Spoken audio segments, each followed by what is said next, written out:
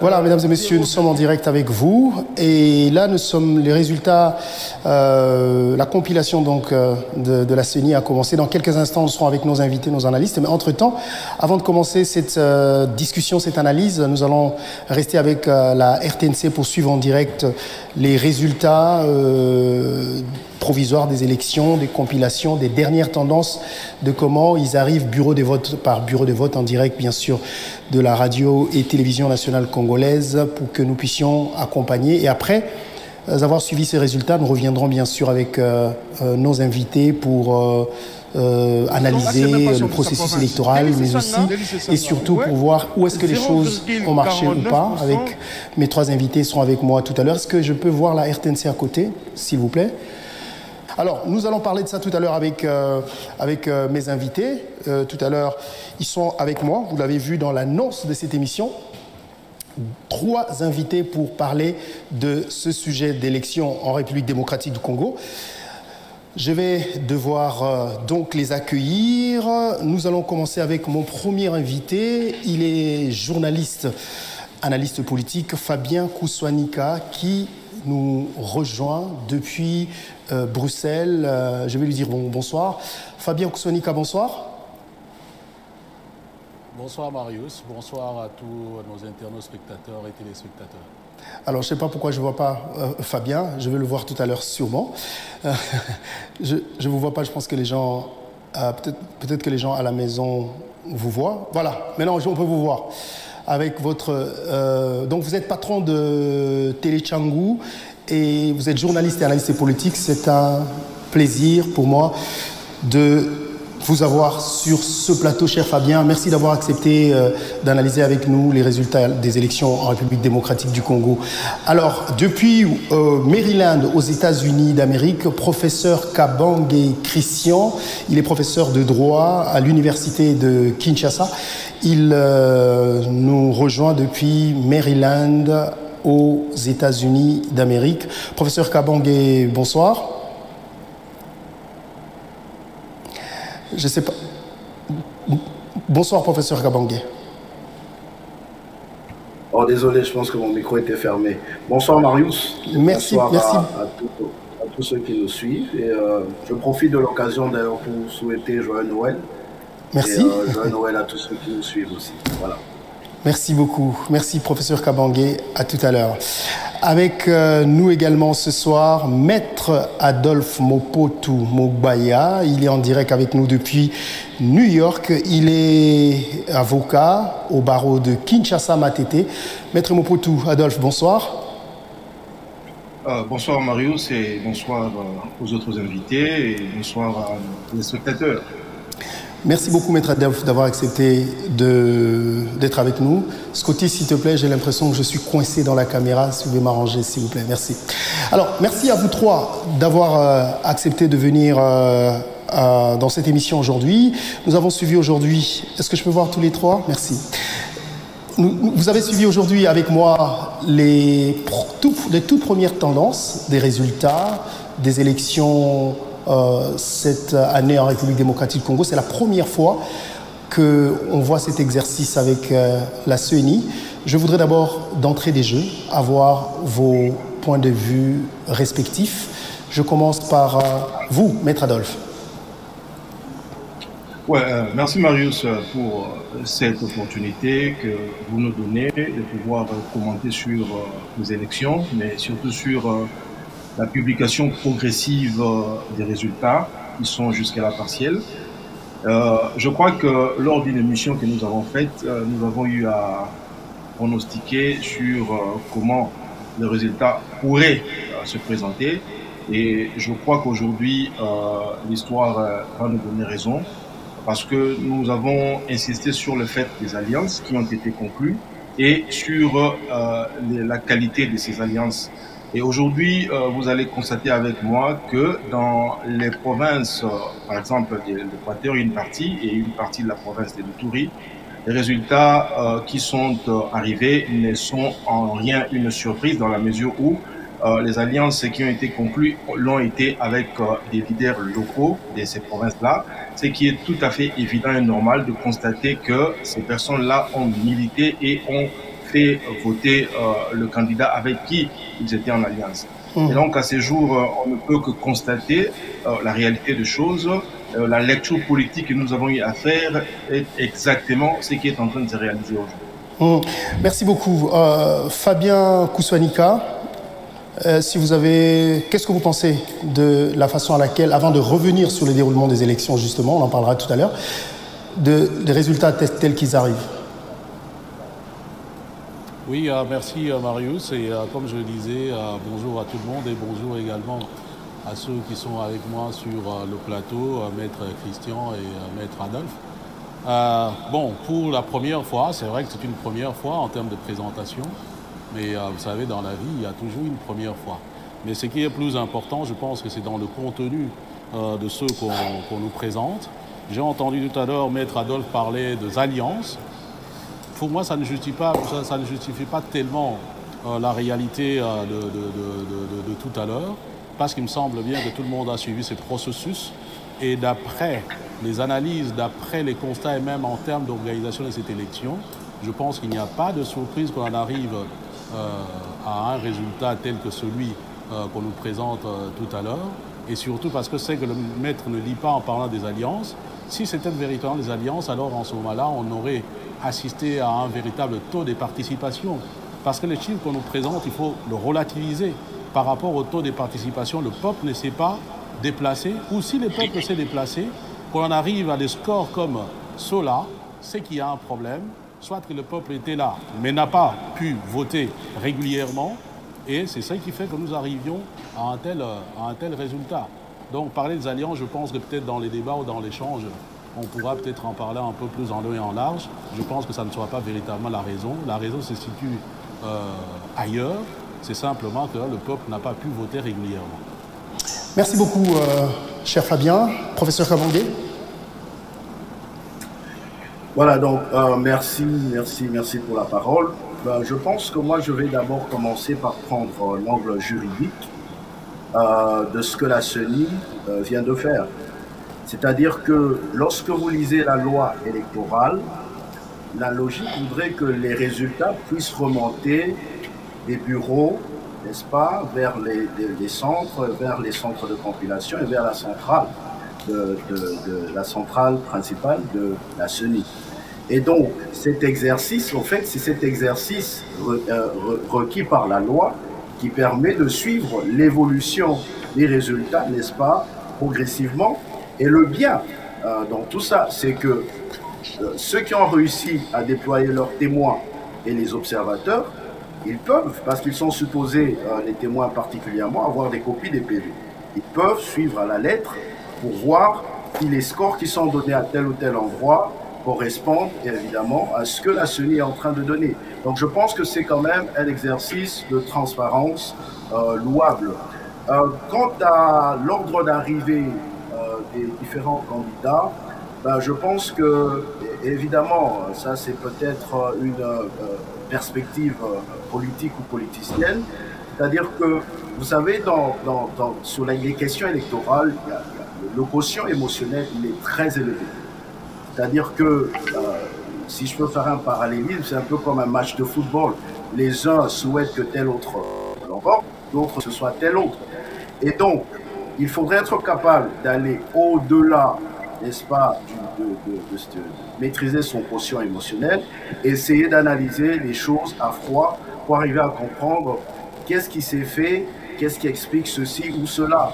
Je reviendrai peut-être plus tard aussi sur la question des alliances parce que j'ai porté ce point de vue aussi en parlant de l'ancrage des forces politiques qui accompagnaient chaque candidat dans cette élection. J'ai insisté sur le fait que l'opposition allait à cette élection en ordre dispersé. Et vous verrez, on pourra le démontrer ici, que cela a eu une incidence sur les résultats qu'on a aujourd'hui. Alors après, Sur la qualité du scrutin, on pourra peut-être en débattre. On y reviendra tout à l'heure. Merci à tous les trois pour cette introduction. Alors Fabien, vous êtes plutôt très critique par rapport à la façon dont les élections se sont déroulées en RDC. J'aimerais bien vous entendre. Bon, ce n'est pas seulement moi qui suis très critique par rapport à la façon dont les élections se sont déroulées en République démocratique du Congo. C'est tous les observateurs. Et même si les intervenants sur le plateau sont sincères, reconnaîtront que le processus a été émaillé de beaucoup d'incertitudes, de beaucoup, on va dire, d'incohérences. Et finalement, même le jour du vote, tout le monde a assisté pratiquement à un simulacre d'élection. C'était un processus chaotique. Et j'aimerais bien peut-être entendre, parce que il me semble bien que ce sont des juristes, et peut-être les entendre en ce qui concerne même le déroulé de ce processus, notamment en ce qui concerne sa conformité vis-à-vis de la loi congolaise. Donc ce n'est pas moi seulement qui suis critique, mais c'est beaucoup de gens. Et malheureusement, le jour de l'élection, ou heureusement pour nous, tout cela nous donne raison. Parce que comment vous pouvez comprendre que, notamment en ce qui concerne les élections, qu'on ait des machines qui se trouvent entre les mains des personnes et qu'on se retrouve dans des situations où le vote même n'a pas été organisé de la bonne manière pour que les gens puissent voter librement. Comment vous pouvez par exemple expliquer dans un pays, disons dans une ville comme Kinshasa, qu'on trouve des centres de vote qui sont à quelques mètres de la centrale électorale, donc dont le siège de la commission électorale nationale indépendante, et que les machines arrivent à 14 heures, que d'autres arrivent à 18 heures. Comment pouvez-vous expliquer que des machines se retrouvent chez les députés de l'Union sacrée, et nous avons des images, et comment pouvez-vous expliquer alors qu'ils ont eu plusieurs mois pour déployer ces machines, qui n'arrivent à s'en soucier que la veille du scrutin? Donc voilà, tous ces éléments, en réalité, ce n'étaient pas des éléments qui sont tombés du ciel comme ça, ou bien peut-être par, je ne sais pas comment, par génération spontanée, mais ce sont des choses qui ont été organisées pour permettre les résultats que nous sommes en train de vivre aujourd'hui.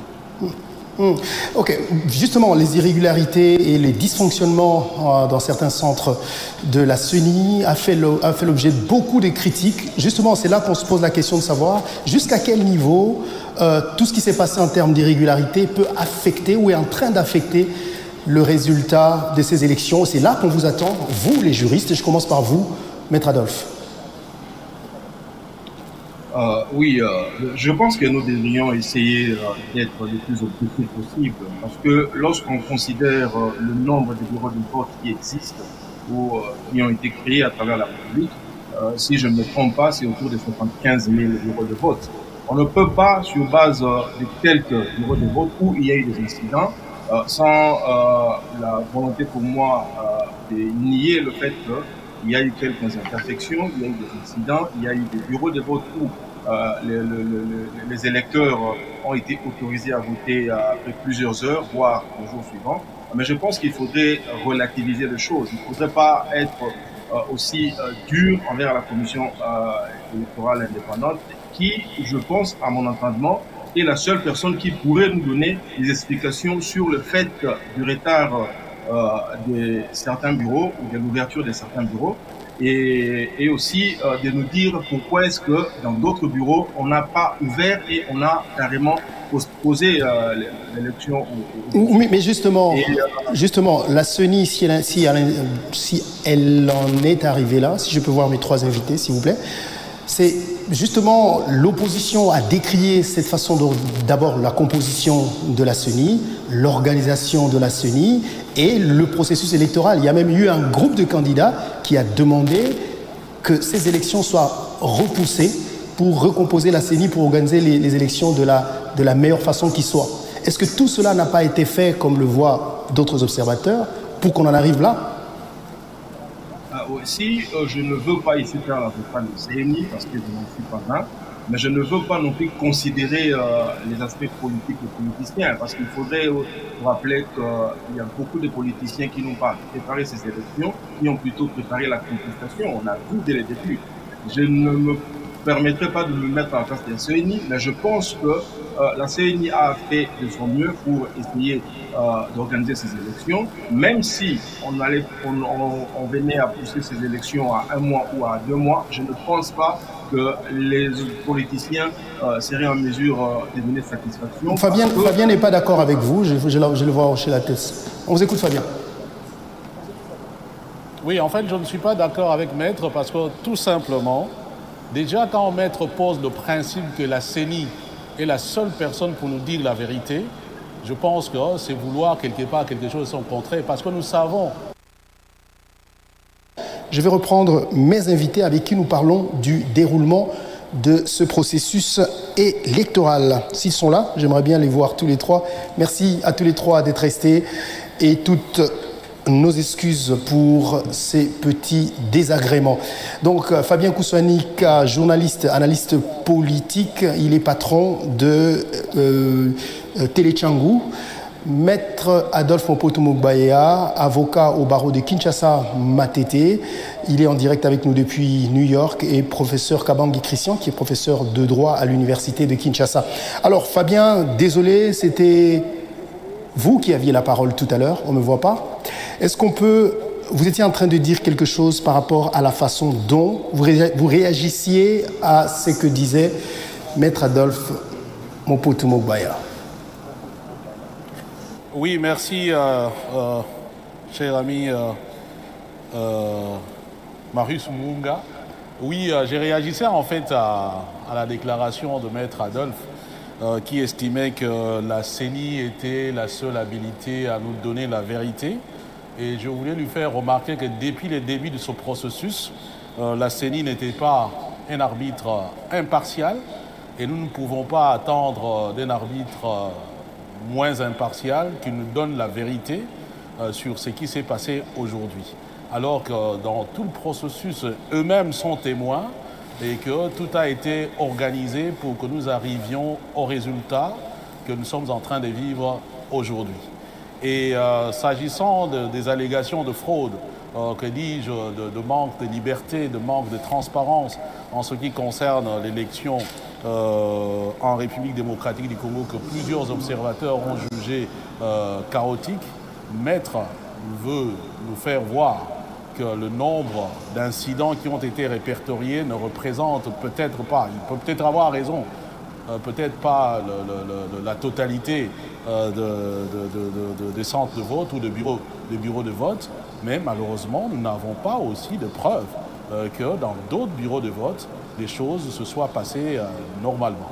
Voilà ce que je voulais quand même dire par rapport à la déclaration de Maître Mpotu. Mais est-ce que, Fabien, ce n'est pas une façon de voir le verre à moitié vide, comme l'a dit Kadima? Non, ce n'est pas une façon de voir le verre à moitié vide. Une élection, cher Marius, et je pense que les deux intervenants seront d'accord avec moi, on va dire, c'est un conflit équilibré, c'est un conflit où on attend que les choses se passent en toute transparence, en toute légalité, en toute crédibilité. Du moment que la personne qui est censée l'organiser, ou les organiser en tant qu'élection, n'inspire pas confiance, depuis sa création, on va dire, son institution comme organisateur, nous avons vu comment cela s'est passé, nous avons vu comment la personne s'est comportée, et on ne peut pas... Et quand on voit également comment le processus a été mené, ou même l'opération en elle-même a été menée, je pense quand même, allez, ne soyons pas hypocrites, les faits en présence montrent clairement que nous devrions arriver à une direction qui a été dénoncée et nous assistons à la matérialisation ou à la concrétisation de la direction à laquelle nous étions censés arriver. Voilà. Je vois que quand vous parlez, professeur Kabange sourit. Vous voulez réagir par rapport à ça? Votre micro, je pense qu'il est fermé. Allô, ça va? Ça va, on vous entend là. Ouais. Ok. Je veux réagir parce que ce que j'ai dit au début, vous savez, sur les questions électorales, le quotient émotionnel, il est très élevé. Sur les aspects politiques particulièrement. Parce que quand on vous dit, par exemple, que la CENI n'est pas crédible, que c'était déjà préparé, ça c'est une opinion purement politicienne, n'est-ce pas? Et j'ai l'impression, en fait, d'entendre le FCC et le PPRD parler. Et je dirais d'ailleurs que j'aurais encore souhaité voir ceux qui dénoncent aujourd'hui ce scrutin avoir la même attitude que le PPRD et le FCC qui n'ont pas voulu s'engager. Parce que quand on veut s'engager dans un processus électoral, il faut accepter les règles du jeu et il faut aller jusqu'au bout. C'est ça le problème. On ne peut pas dire que la CENI n'est pas crédible, mais on va déposer sa candidature, on va aux élections, et puis lorsqu'on a l'impression que les premières tendances ne sont pas favorables à l'opposition, on vous dit non, le scrutin, il n'est pas transparent. Ça c'est le domaine, c'est ce que je dis dans la sphère politique. Les opinions peuvent aller dans tous les sens. Ils peuvent aller dans tous les sens. Mais que dit la loi? Et c'est là que je veux intervenir comme juriste. Que dit la loi sur la question des irrégularités? La loi prévoit ce cas de figure. Pourquoi? Parce que les élections, ça reste une œuvre humaine. Ça veut dire que même ici aux États-Unis, on a connu des cas où les élections ont été entachées d'irrégularités. On a connu le cas d'Al Gore et de Bush. Mais sur la question des irrégularités, que dit la loi électorale? C'est ça, c'est à ce niveau-là qu'il faut mettre le débat. Et là, je nous ramène à l'article 75 de la loi électorale, et on va repartir à l'article 74. L'article 75 dit ceci, que l'on constate qu'il y a des irrégularités en grand nombre, pour le contentieux présidentiel, on soumet cela à la Cour constitutionnelle. Et si la Cour constitutionnelle constate que ces irrégularités sont de nature à entacher la sincérité du scrutin, la Cour constitutionnelle peut annuler le scrutin. La Cour constitutionnelle peut annuler le scrutin de manière partielle ou de manière totale, dépendamment du degré des irrégularités. C'est ça le principe. Personne n'a nié qu'il n'y a pas eu des irrégularités. Mais lorsque, par exemple, on vous dit qu'il y a 75 000 bureaux de vote, mais que rien que pour les observateurs, on arrive à 25 000 observateurs pour la Senco, et je pense 11 000 pour une autre organisation, c'est à peine la moitié. Il y a des candidats qui décrivent aujourd'hui les résultats, qui n'ont même pas eu l'argent pour battre campagne. Donc, à un moment, je pense qu'il faut qu'on quitte le terrain du quotient émotionnel où on a des... J'ai senti aussi que vous êtes un tout petit peu aussi dans l'émotion, c'est l'impression que j'ai, parce que vous... Non, pas du tout, pas du tout. Moi, je veux rester juriste, je veux rester dans la logique de la loi. Que dit l'article 74 de la loi électorale? Elle dit que lorsque on n'est pas d'accord avec les résultats, et c'est peut-être là que je veux revenir sur la question de savoir si c'est la CENI qui est la bouche autorisée ou pas. Je confirme que conformément à la constitution de notre pays, c'est la CENI qui est la bouche autorisée pour nous donner les résultats provisoires. Les autres organisations de la société civile qui interviennent vérifient la transparence du processus. Les témoins des partis politiques vérifient la transparence du processus. Et lorsqu'on arrive à la conclusion que les résultats qui ont été donnés par la CENI ne sont pas conformes à ceux que les autres ont, il y a des mécanismes que la loi a prévus. Mais qu'est-ce qu'on va vous dire? On va vous dire encore que la Cour constitutionnelle n'est pas crédible, que finalement on veut une chose et son contraire. L'article 74 dit ceci: lorsque vous estimez qu'il y a des irrégularités, vous faites une requête et vous annexez à votre requête les preuves. Bon, ça, on sait comment les choses se passent. C'est pas grave. On va prendre on va prendre Maître Adolphe. On va revenir à vous. Maître Adolphe, votre réaction, parce que vous êtes resté longtemps silencieux, avant de revenir à Fabien, qui va sûrement lancer un autre débat. Oui, mais parce que vous m'aviez coupé pendant que j'intervenais pour donner la parole à M. Fabien, qui finalement n'a rien dit de ce que j'ai été en train de dire. Il ne m'a pas contredit. Au contraire, je note que M. Fabien fait des allégations qu'il aura certainement du mal à démontrer. Parce que lorsqu'on parle de l'organe habilité à pouvoir nous dire réellement ce qui s'est passé, et que M. Fabien conteste que c'est la CENI qui est l'organe qui soit habilité, Alors, je ne vois pas pourquoi est-ce qu'on va continuer à débattre sur cette question, parce que d'un côté, la Constitution dit que c'est la CENI qui organise, de l'autre côté, on nous dit que la CENI n'est pas la personne habilitée ou l'institution habilitée pour donner des explications. Vous voulez qu'on nous tourne vers qui? Vers les observateurs ou vers les témoins? Parce que les observateurs n'ont qu'une seule mission, celle de pouvoir observer.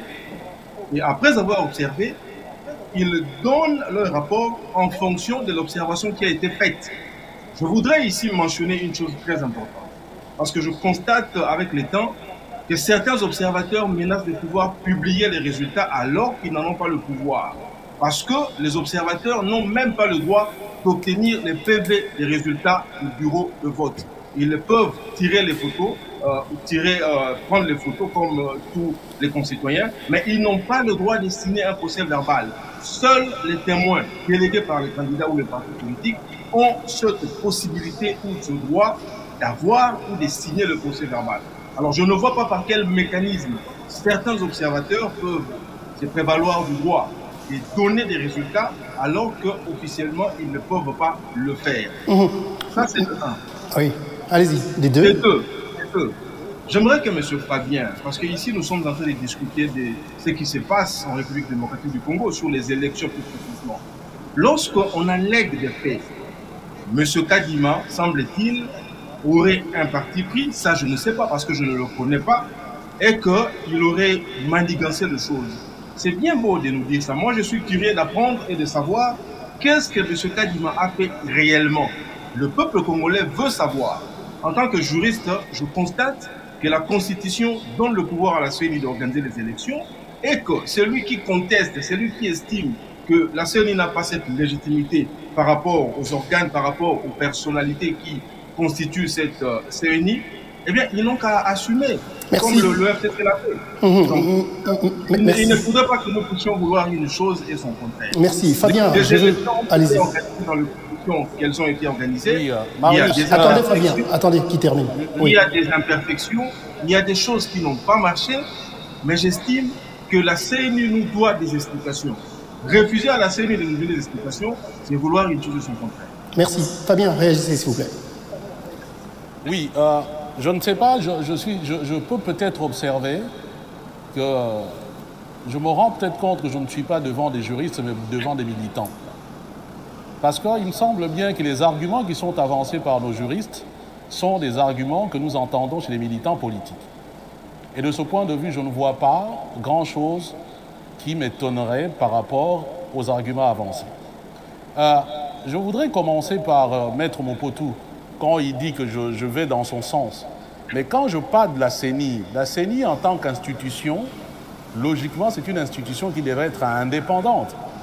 À ne pas confondre avec la personne qui la dirige. Oui, la CENI est habilitée à nous donner les résultats. Mais en même temps, si nous constatons que la personne qui est à la tête de la CENI ne nous donne pas des gages d'impartialité, je pense que c'est un devoir de tout un citoyen de pouvoir le dénoncer. Et de pouvoir dénoncer la personne qui joue ce rôle-là, ce n'est pas être contradictoire par rapport au travail de la CENI. Je suis désolé. Je voudrais déjà essayer un peu de relever cet élément. Au niveau de Maître Kabange, déjà, il nous renvoie vers la Cour constitutionnelle, alors que ce n'est pas l'objet. Peut-être qu'on pourra en parler après. Mais ici, nous parlons d'abord de ce que nous avons constaté. Quand nous parlons du manque d'impartialité de la CENI, ou même des irrégularités, mais moi, je donne des éléments. Nous parlons des faits. Moi, je suis factuel. Je n'invente pas des histoires. Alors, parce qu'on pose des questions sur qu'est-ce que nous avons constaté dans le travail de Kadima qui montre qu'il n'est pas impartial. M. Kabange nous renvoie vers la justice ou que dis-je, vers la loi. Ok, d'accord, moi je suis tout à fait d'accord. Est-ce que M. Kabange peut nous dire qu'est-ce que la loi dit en termes d'affichage des listes électorales? Et qu'est-ce que Kadima a fait exactement? Qu'est-ce que la loi nous dit en termes d'ouverture et de fermeture, d'abord du jour, de l'élection, des heures, de l'ouverture des bureaux de vote, et qu'est-ce que M. Kadima a fait? Et moi, je peux démontrer, tout en n'étant pas juriste, que tout cela a violé la loi de la République démocratique du Congo. Et que je suis étonné que eux, en tant que juristes, n'aient pas vu cette violation de la loi congolaise. Qu'il m'explique tout simplement. Qu'est-ce que la loi dit par rapport à l'affichage des listes et qu'est-ce que Kadima a fait concrètement? Alors, c'est à vous. Qu'est-ce que la loi dit par rapport... Je termine, Marius. Qu'est-ce que la loi dit par rapport à l'heure d'ouverture et les jours du vote et qu'est-ce que M. Kadima a fait? Maintenant, en ce qui concerne la Cour constitutionnelle, on connaît la rengaine. Oui, la Cour constitutionnelle est au solde également du pouvoir. Voilà. Merci. Et ici, ce qui est très triste, je veux te dire, ou je veux le dire, c'est que malheureusement, nos juristes sont là pour justifier par le droit quand les gens violent la loi. Je ne sais pas si je me fais comprendre. Donc vous avez des gens qui viennent impunément violer la loi et on amène des juristes pour justifier cette violation par le droit. Attention, il y a une différence entre dire le droit et rendre justice. Et c'est là où ils veulent nous amener en fait. Et je voudrais qu'ils me répondent s'il y a eu violation de la loi ou pas au regard de ceux qu'eux connaissent de la loi congolaise, de la loi électorale congolaise. Professeur Kabange, c'était à vous que ces questions s'adressaient. Donc, Monsieur Kouswanika voudrait savoir, qu'en est-il de la loi sur l'affichage? Que dit la loi sur l'affichage? Que dit la loi sur l'ouverture du bureau des votes? Et qu'a fait la CENI par rapport à ça? Alors, merci. Je vais répondre, même si après, je pense que dans un débat, il faut avoir la tolérance. Hein. Quand on a un point de vue différent, ça ne veut pas forcément dire qu'on est militant. Donc, il faut de ce point de vue être quand même tolérant. Alors, c'est vous qui avez dit que je parlais comme quelqu'un du FCC. Donc, il faut aussi être tolérant. Donc. Non, je n'ai pas dit, non, peut-être que je dois préciser, je n'ai pas dit ça comme pour vous stigmatiser, c'était simplement pour dire que lorsque on accepte de s'engager dans le processus électoral, il faut accepter les règles du jeu et aller jusqu'au bout. Le FCC n'a pas eu confiance dans ce processus, il est resté en dehors. Pour autant que les règles du jeu sont respectées, en même temps, c'est aussi la stratégie politique que de ne pas laisser libre cours à des gens qui ont sur le plan, ce que j'ai dit sur le plan politique, que ça soit clair. On peut, les opinions sur le plan politique peuvent aller dans tous les sens. Revenons sur la question des faits, pas des opinions. Pardon? Nous parlons des faits, pas des opinions, maître. Non, je dis sur le plan politique, l'appréciation peut nous emmener à avoir des opinions différentes. Votre façon de percevoir les faits ou les choses ne sont pas forcément de la même manière que tout le monde va le faire, parce que sinon... Justement, c'est ce que je dis. Ici, nous sommes dans les faits, pas dans la perception. La perception, c'est justement quand vous voulez alléguer les alliances. Et on va en reparler. Est-ce que je peux répondre à votre question?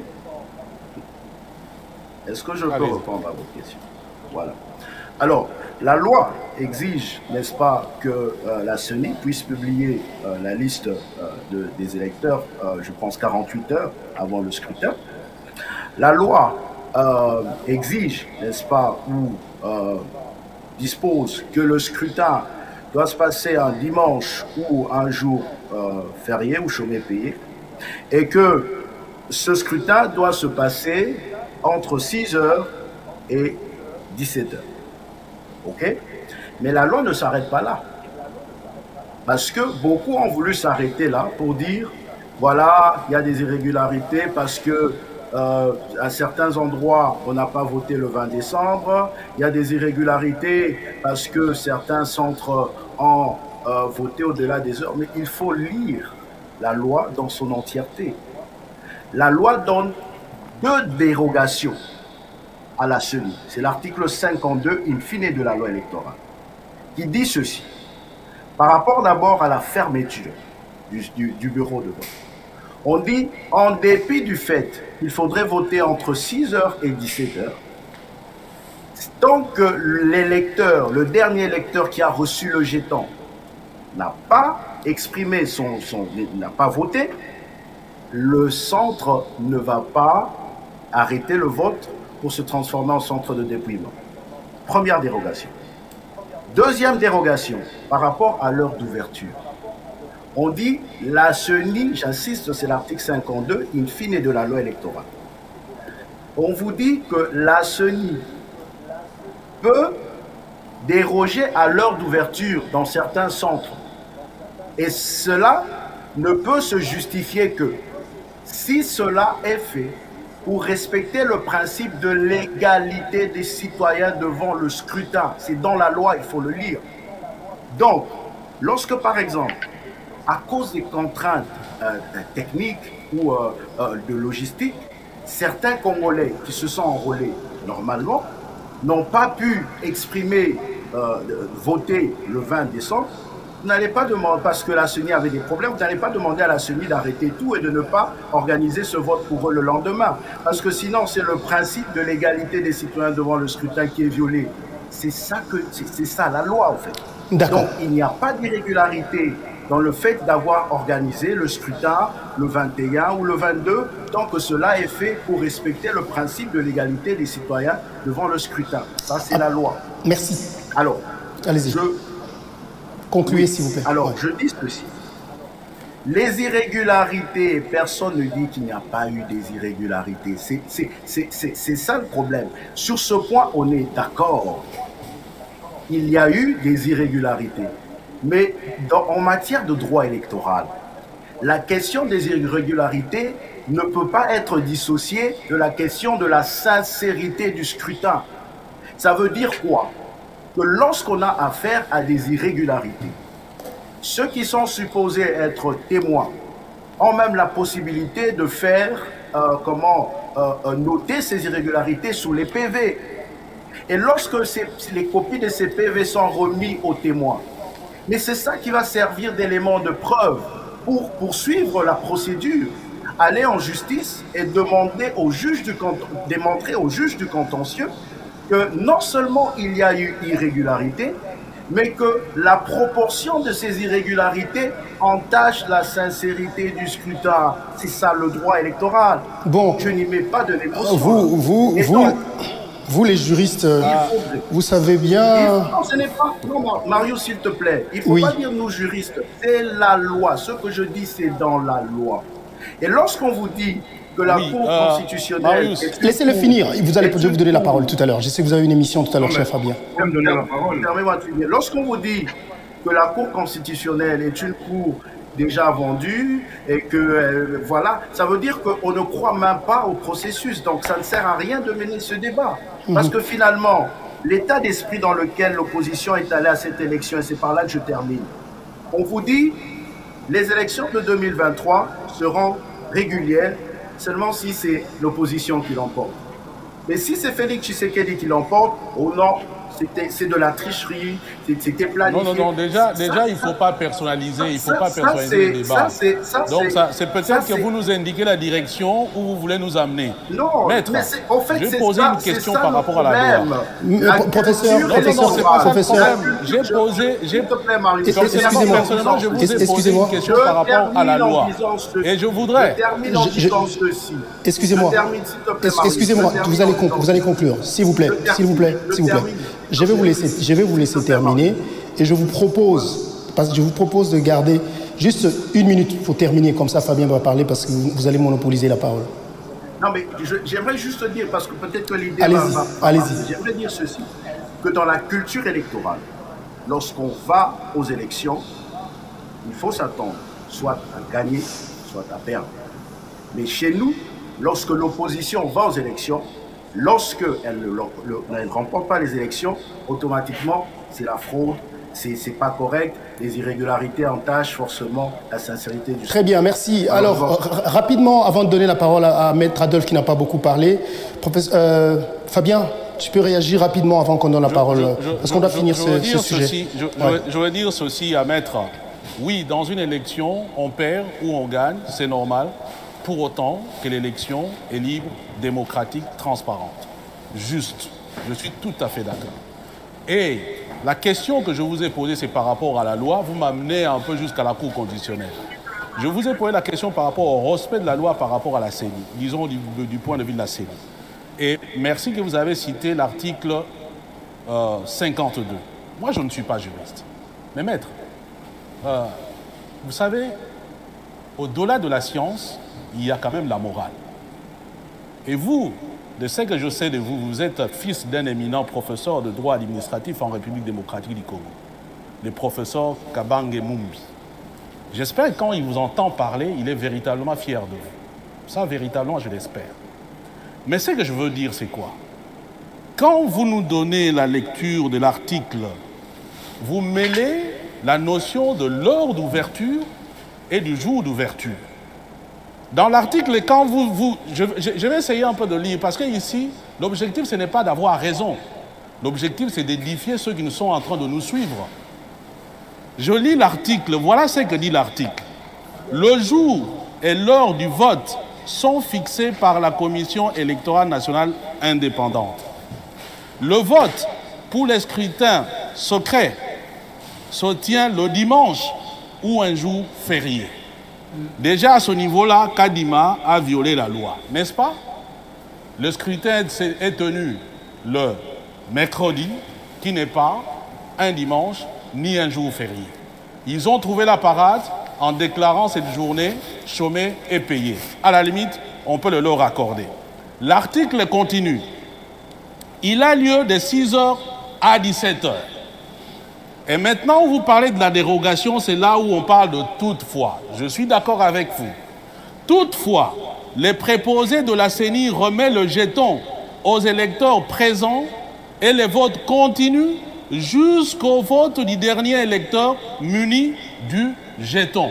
Cela suppose, maître, je ne suis pas juriste, cela suppose que les bureaux aient été ouverts. Les lecteurs dont on parle, c'est les lecteurs qui se trouvent dans le bureau de vote quand le bureau a été ouvert. Parce qu'il n'y a pas eu le temps pour qu'il continue son vote, celui-là, on lui remet le jeton jusqu'à la fermeture du bureau de vote. Nous sommes au jour du vote, qui doit être férié ou un dimanche. Et l'article continue. Une autre dérogation, qu'est-ce que dit l'article?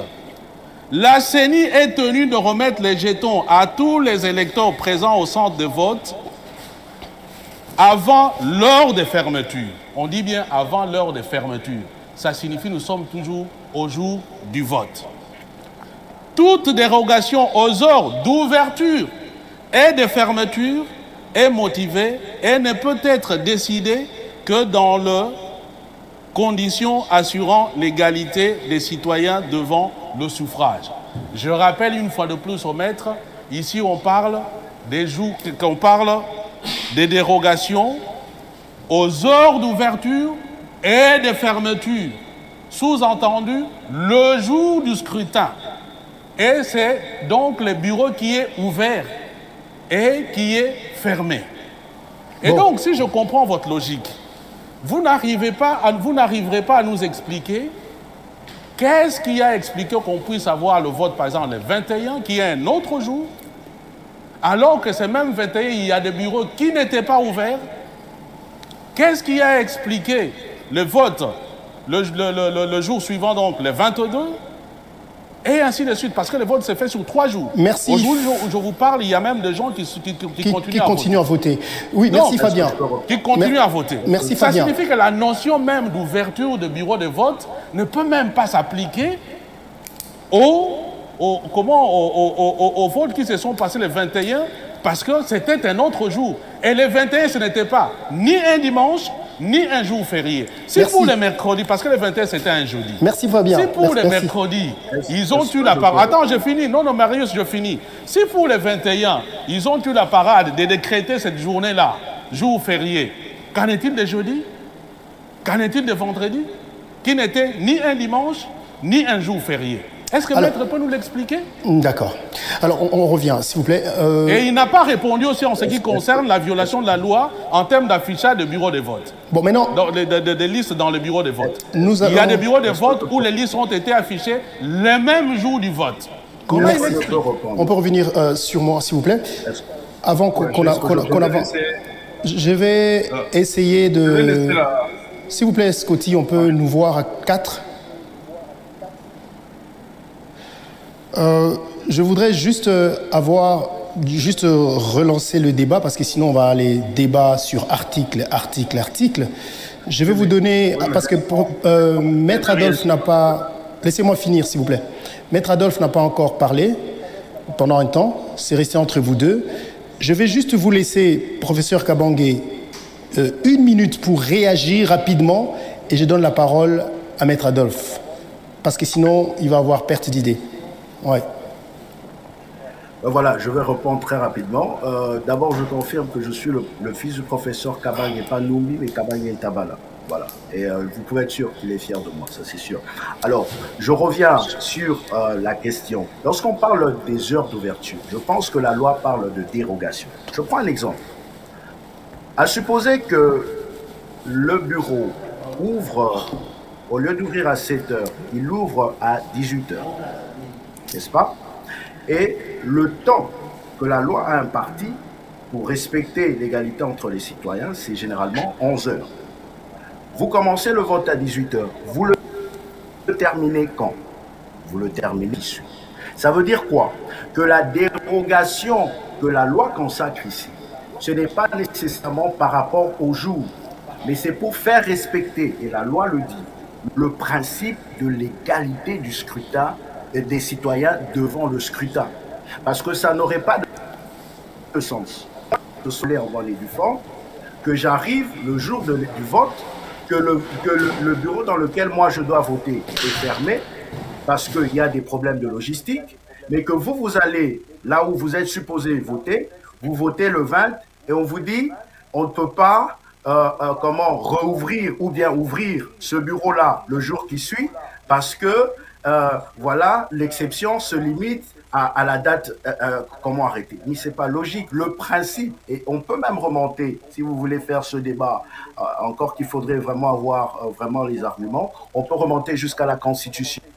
Le droit de vote et le droit d'être éligible sont des droits qui ont une valeur constitutionnelle. Et donc, cette valeur constitutionnelle repose sur le principe de l'égalité des citoyens devant le scrutin. C'est ça qui explique et qui justifierait même devant le juge constitutionnel qu'on puisse accorder la chance à ceux qui n'ont pas pu voter au jour du scrutin la possibilité de voter le jour suivant. Donc cette exception ne peut pas être enfermée simplement dans le jour du vote, il peut aller au jour suivant parce que l'objectif, et c'est là qu'on dit en droit qu'il faut utiliser la méthode téléologique qui poursuit le but, qui insiste sur le but poursuivi par la loi, c'est celui de faire respecter, j'insiste, l'égalité des citoyens devant le scrutin. Pour ce qui est des irrégularités, je l'ai dit, les irrégularités, comment est-ce que ça va impacter sur la sincérité du scrutin? Ça, c'est le monopole. Merci beaucoup. Alors, Maître Adolphe, désolé, c'était important quand même d'avoir cet aller-retour. On vous revient si vous avez quelque chose à dire. Je ne reviendrai plus sur le débat. Je crois que mon cher Fabien Kousouanika et le professeur ont suffisamment donné leurs arguments. J'aimerais ici revenir sur M. Kousouanika par rapport à ce qu'il avait dit tantôt sur la CENI, parce que je pense qu'il faudrait tout de suite élaguer cette confusion qui consiste à confondre la personne de Kadima à la CENI. Je voudrais ici préciser que M. Kadima ne décide pas sur les questions électorales. C'est la CENI qui décide. Parce qu'au sein de la CENI, il y a des organes, et l'organe suprême, c'est l'organe qui est au-dessus de M. Kadima.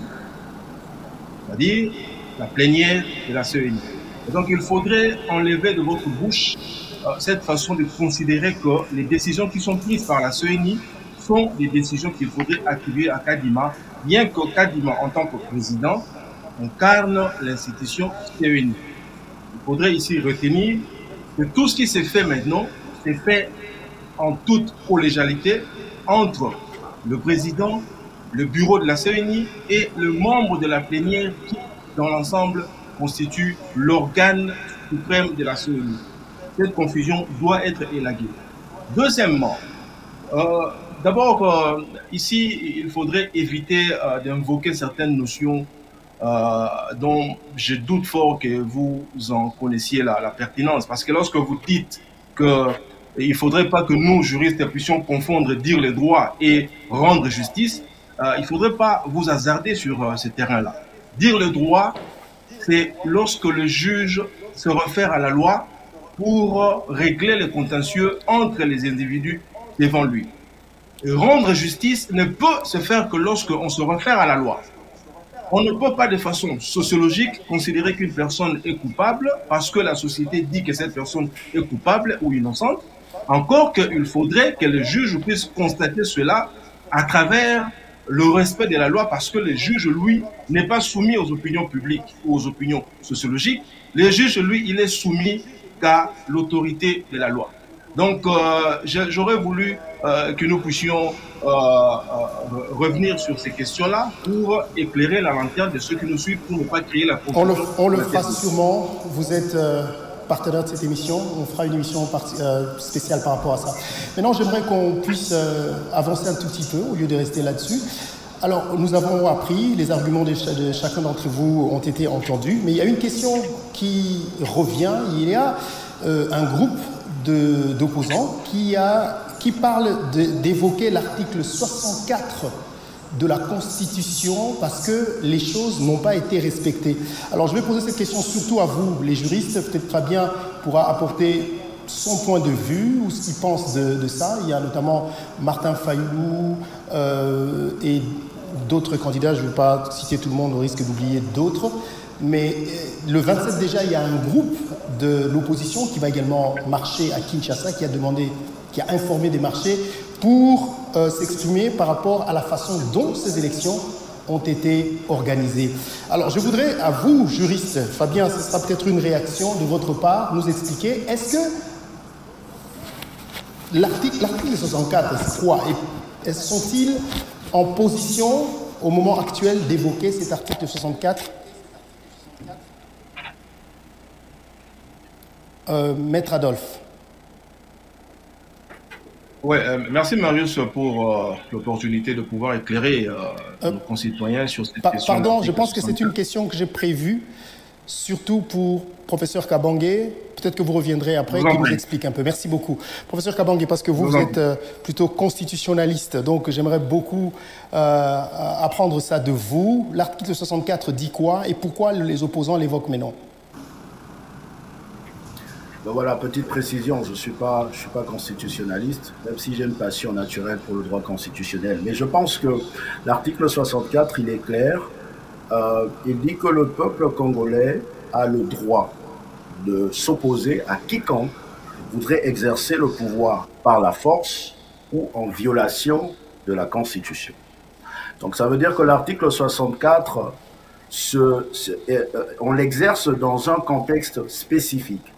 C'est-à-dire que soit qu'un individu veut exercer le pouvoir par la force, s'imposer sur les règles de jeu qui sont organisées par la Constitution, soit alors qu'il veut le faire en violation. En violation, par exemple, vous savez qu'on a eu un débat en 2016 sur un troisième mandat qu'on voulait donner à l'ancien président Kabila.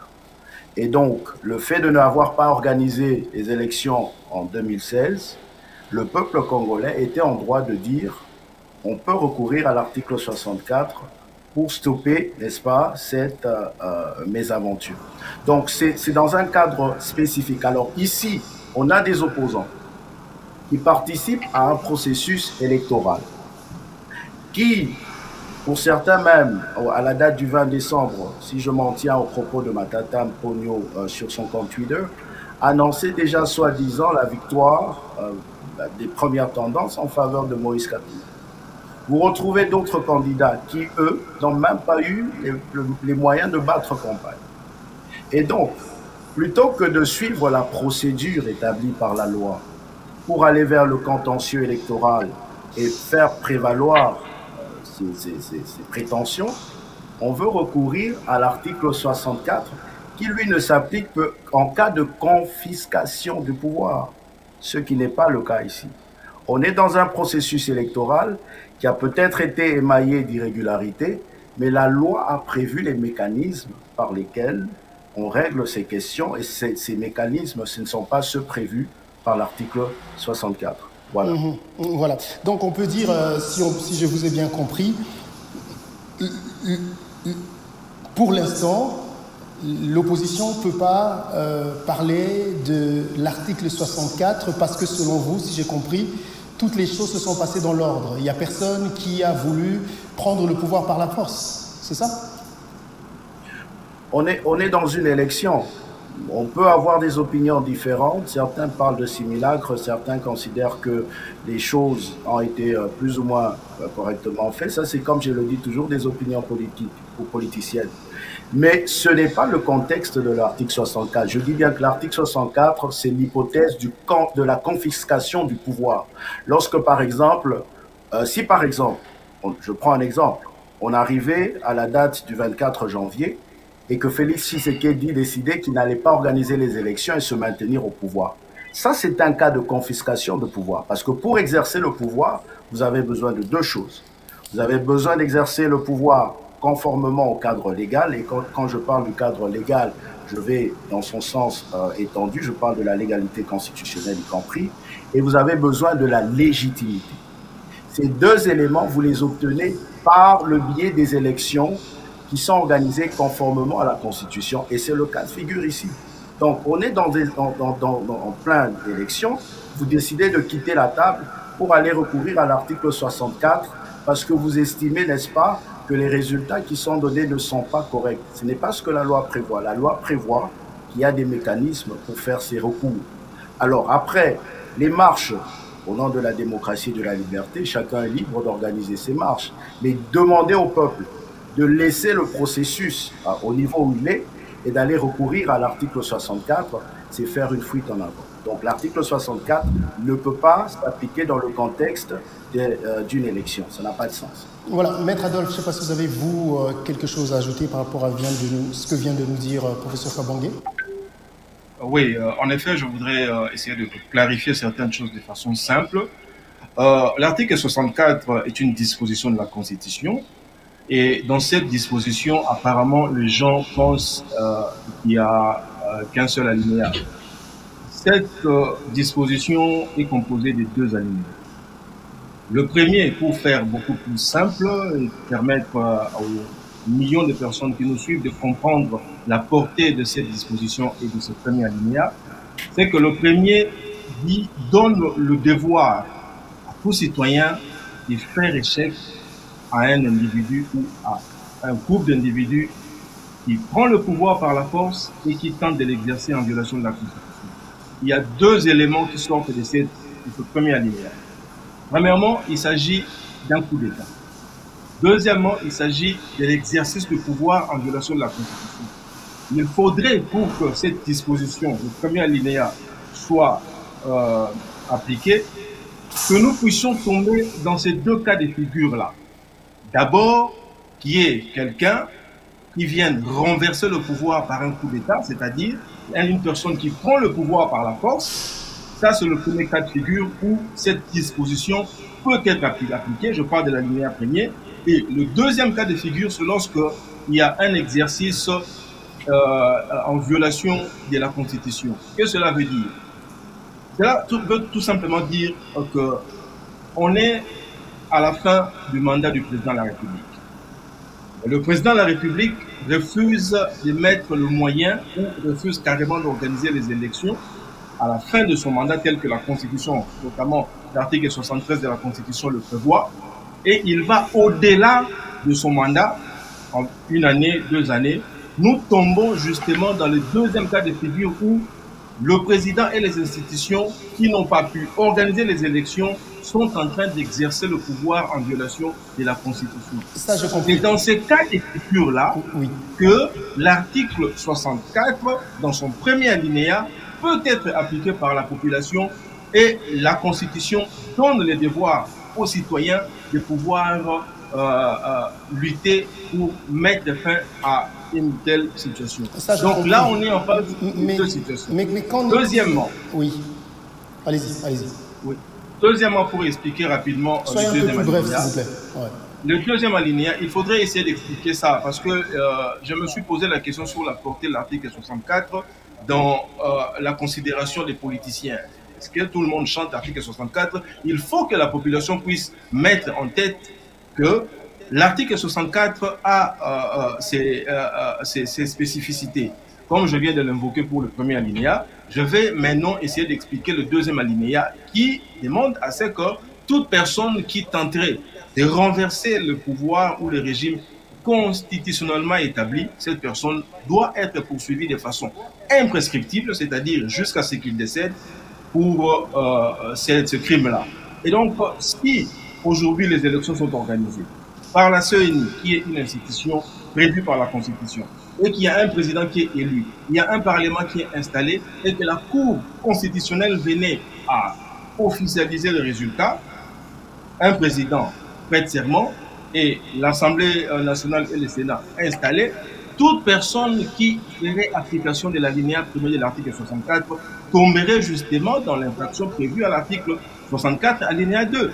C'est-à-dire qu'il tenterait de renverser un régime constitutionnellement établi. Et si l'opposition justement considère, parce que comme ils l'ont décrié depuis le début, qu'ils considèrent que tout a été organisé, c'est ce qu'ils disent, pour que quelqu'un prenne le pouvoir, justement, notamment, ils ont décrit, vous avez entendu la composition de la CENI, et ils parlent notamment du fait que la Cour constitutionnelle est acquise à l'actuel président. S'ils considèrent ça comme une prise de pouvoir par la force, n'ont-ils pas raison d'invoquer cet article? Non, non, les personnes ne peuvent pas considérer, suivant leur convenance, qu'il s'agit d'une violation ou pas. La violation doit être constatée par rapport à la loi. Qu'est-ce que la loi dit? Est-ce qu'en République démocratique du Congo, la loi prévoit une institution habilitée à pouvoir organiser des élections? Oui. Est-ce que cette institution, conformément à l'article 73 de la Constitution, a-t-elle organisé les élections dans le délai imparti par la Constitution? Oui. Si on constate, par contre, je prends toujours l'exemple de 2018, les élections avaient été prévues pour fin 2016. Et par des conciliabules politiques, les élections ont été repoussées à 2 ans plus tard. La population avait raison justement de se soulever par rapport à ces cas de figure-là. Parce que là, nous sommes dans le cadre d'un exercice de pouvoir en dehors de la Constitution. Rien dans la Constitution n'a prévu l'organisation d'un dialogue pour repousser les délais constitutionnels. Encore qu'il faudrait ici relever le fait que l'article 220 de la Constitution ne permet pas la prolongation ou l'extension des mandats. Et donc, dans ce cas de figure-là, la population aurait eu raison de pouvoir activer l'article 64 de la Constitution. Merci. Mais Merci, maître. On a compris. Alors, on va rapidement, parce qu'il faut qu'on passe à autre chose rapidement. Il y a Fabien qui est revenu. On vous a vu partir, Fabien. C'est passé l'antenne. Hein. On vous a vu partir, c'est pas grave. On a vu juste... Alors, vous avez une réaction par rapport à... Non, je suis là. Je ne suis pas parti, je suis là. D'accord. Est-ce que vous avez une réaction par rapport à ce qu'on vient d'entendre sur l'article 64? Oui, bien sûr, bien sûr. Mais je pense qu'aujourd'hui, j'apprends beaucoup de choses qui, en même temps, m'étonnent. Il faut que je le dise. Et Maître Adolphe, quand il parle de l'article 64, aujourd'hui j'apprends non seulement que j'observe une explication sélective de l'article 64, et aujourd'hui j'apprends que finalement l'article 64 n'est peut-être comprise que selon deux façons d'agir. Le coup d'État, c'est ce qu'il a expliqué, et puis l'autre c'est la violation... l'exercice du pouvoir en violation de la Constitution. Il nous dit si l'élection, par exemple, n'est pas organisée et ainsi de suite. Non. Nous, ce que nous pensons, et quand des gens s'organisent de manière à orienter les résultats d'une élection, de manière à ne pas permettre à la population d'élire librement, démocratiquement ses dirigeants, c'est une façon de prendre le pouvoir par la force. Et donc, de ce point de vue, c'est peut-être ce qu'il appelle coup d'État. Peut-être que dans coup d'État, Maître considère peut-être que c'est des coups de feu ou des gens qui viennent prendre le pouvoir par les armes. Non. Ceux également qui s'organisent, un groupe d'individus ou un individu qui s'organise pour prendre le pouvoir de manière qui n'est pas, on va dire, régulière. Et l'une des manières régulières, je suis d'accord, c'est l'organisation d'une élection, pour autant que cette organisation soit juste, équitable. Cela signifie une élection transparente, crédible, juste. Or, nous ne sommes pas dans le cas de figure aujourd'hui. Et comme c'est une élection qui a été organisée de la manière dont elle est organisée pour prendre le pouvoir ou rester au pouvoir, je pense que le peuple est en devoir d'activer en ce moment-là l'article 64. Et deuxième point, quand Maître nous dit que l'exercice en violation de la Constitution, il nous donne l'explication, c'est pourquoi je dis en fait ici nos juristes ont cette manière-là de pouvoir nous présenter les choses de façon sélective. Et c'est ce qui n'est pas juste. Donc Maître va nous dire que exercer les pouvoirs en violation de la Constitution, c'est simplement aller outre l'élection. J'aimerais lui poser une question. Quand M. Tshilombo va, par exemple, signer des accords internationaux, alors que la loi lui demande de le faire en réunissant, par exemple, le Parlement, ou, que dis-je, enfin, c'est que la loi prévoit par rapport à tout cela, en ce moment-là, agit-il en violation ou non de la Constitution?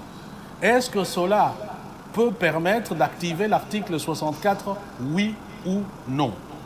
Quand M. Tshilombo décrète l'état de siège sans respecter les normes légales, constitutionnelles en matière de cette façon de décréter l'état de siège, agit-il en conformité avec la Constitution, oui ou non?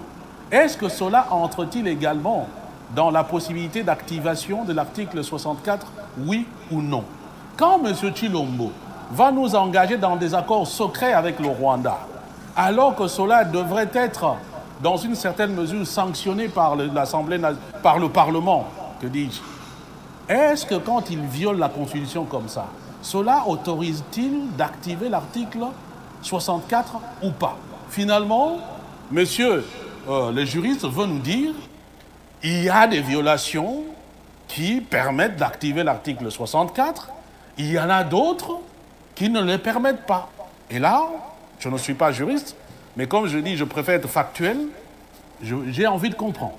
Voilà. Tout simplement. Très bien. Maître Adolphe, vous réagissez rapidement, et puis on va clore. Marius, je suis en face de quelqu'un qui nous parle de la sociologie. Parce qu'il est en train de mettre dans ma bouche des choses que je n'ai pas dites. Je crains que les gens qui nous suivent soient désorientés par les propos de M. Kouchouanika. D'abord, je ne sais pas quel contenu il donne du coup d'État, parce que je n'ai pas dit ici que le coup d'État, il faut qu'il y ait bain de sang. Je suis juriste, je sais ce que veut dire un coup d'État. Peut-être que lui n'en maîtrise pas le contenu. Le coup d'État, cela ne veut absolument pas dire seulement qu'il y a quelqu'un qui prend des armes et qui vient renverser le régime.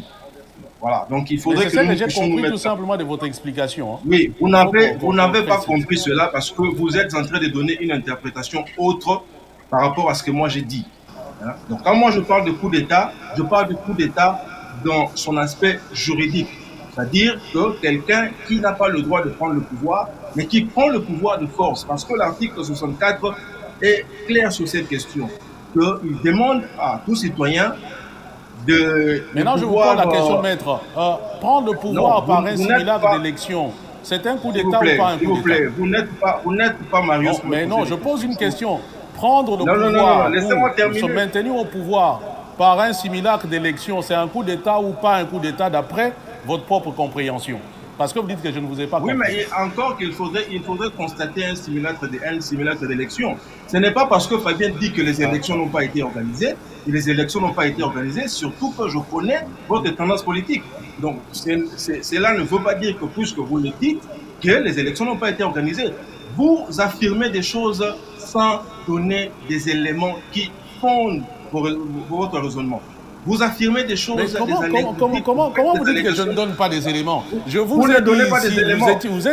Vous n'avez rien. Vous êtes deux juristes.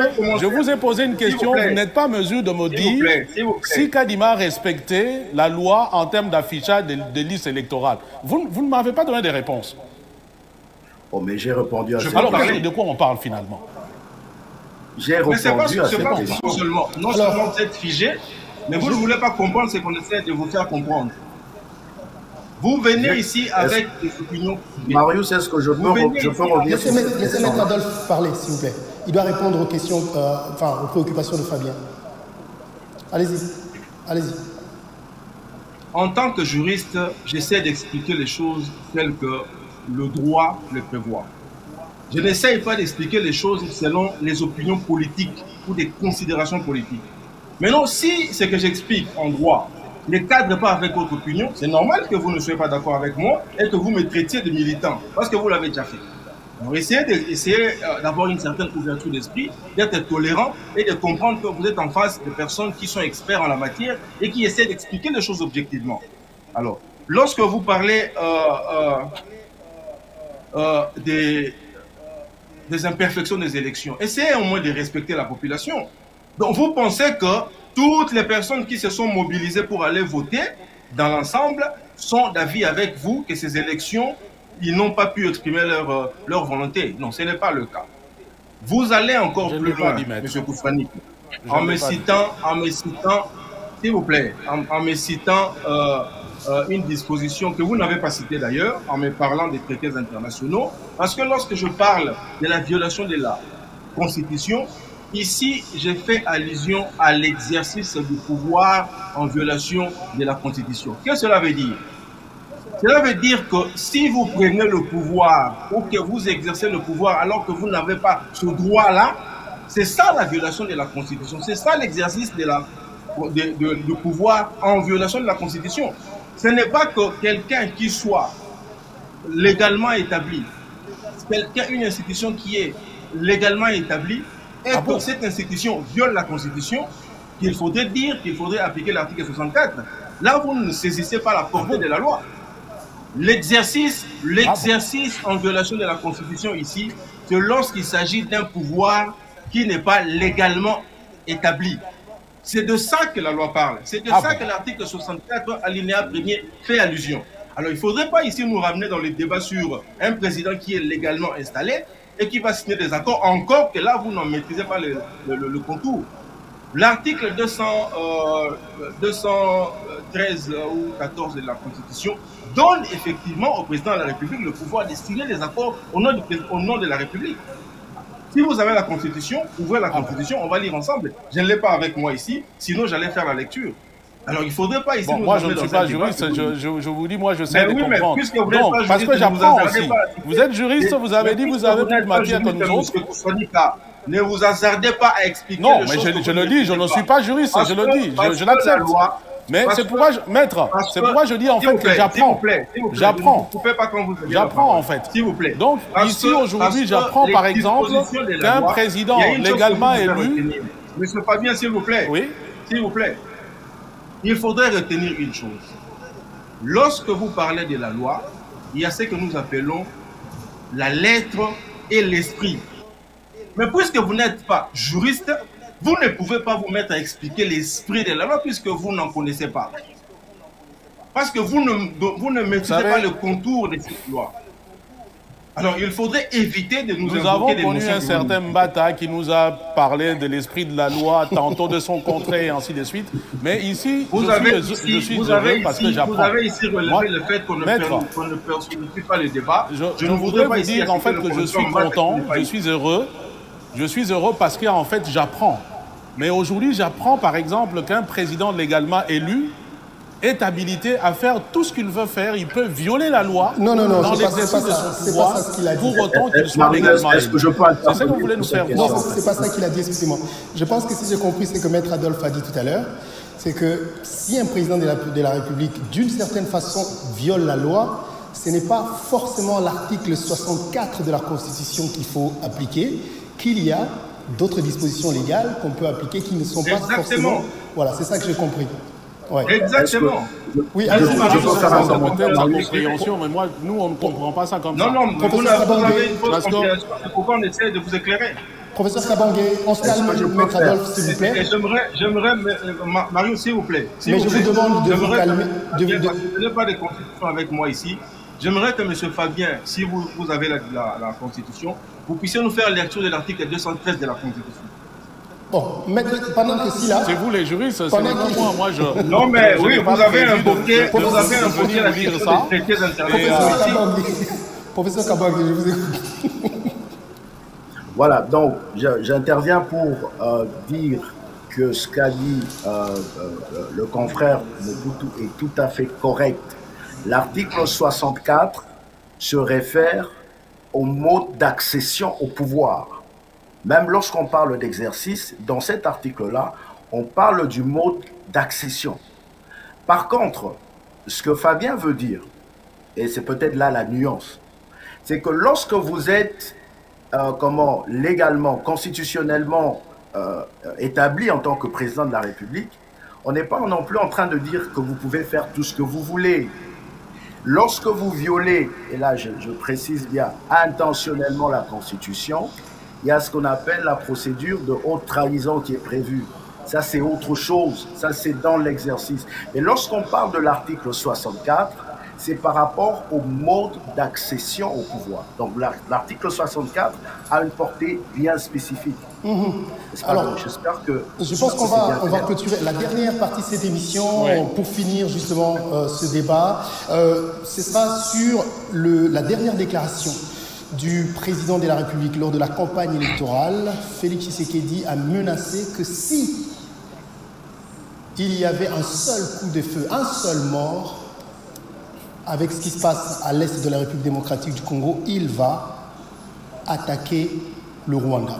Pour rafraîchir la mémoire, avant qu'on revienne à vous, professeur Maître Adolphe Mobutu Mugbaya, pour savoir est-ce que le président, en le faisant, n'est pas en train de violer des principes internationaux? Est-ce qu'il est dans ses droits? Est-ce que ça se fait? On va d'abord l'écouter. C'était sur Top Congo FM et puis on revient tout à l'heure. Pour montrer notre bonne foi. Mais leur cahier des charges, ils ne l'avaient pas respecté au 1er décembre. Ils ne l'ont pas respecté. Les Américains ont haussé le ton. Ils ont commencé à faire semblant de respecter. Donc, retirer leur armée, parce qu'ils niaient d'être sur le sol congolais. Ils ont commencé à retirer leur armée. Laissant le M23 qui, pour moi, est toujours leur armée, mais bon, peu importe. Comme ils avaient le couteau à la gorge par la pression américaine, qu'est-ce qu'ils font? Ils inventent cette parodie d'opposition. L'Alliance du fleuve Congo. C'est Charlot qu'on a vu la chose à Nairobi, pour repositionner le M23. Donc vous comprenez que j'avais eu toujours raison de dire je ne parlerai jamais au M23. Parce que je sais que ce sont des pantins que Kigali place et déplace comme il veut. S'il faut parler, c'est avec Kigali. Pour lui dire, tu sors de chez moi, on n'en parle plus. Mais pas avec ces pantins-là, pour nous ridiculiser. Je ne le ferai jamais, je le redis encore aujourd'hui. Donc, qu'est-ce qu'ils font? Ils repositionnent le M23 dans une autre situation pour dire aux Américains, ah, vous voyez, nous, on n'a rien à voir. Nous, on a Bissauté, hein. Bissauté, nous, on s'est retiré, vous voyez. M23, comme c'est des Congolais, ils ont des problèmes congolais. Des problèmes de politique interne. Donc, ils vont chercher ces pantins-là, ensemble, et puis ils disent, bon, allez, prenez les armes et tout ça. C'est pour ça que je dis, bon, je sais que c'est vous, les Rwandais, qui êtes derrière. Maintenant, ça suffit. Et j'ai dit aux Américains, ce que je vous ai dit, ce que j'ai dit devant le peuple à Tchangou, je l'avais dit précédemment, parce que par respect pour les Américains, j'ai dit voilà, vous voyez que Kagame se moque de nous, je vous l'avais dit, il se moque de nous. Maintenant, il faut qu'il y ait quelqu'un qui se lève pour l'arrêter, et moi je suis ce quelqu'un-là. C'est pour ça que je dis, je le redis ici, c'est pas une blague. Cette histoire-là, comment on a dit l'Alliance du fleuve Congo. Voilà. Soki na yoki ke bazui localité moko. To babeti lisasi congolais moko akufi. Moko, pas deux, moko. Je réunis les deux chambres du Parlement en congrès.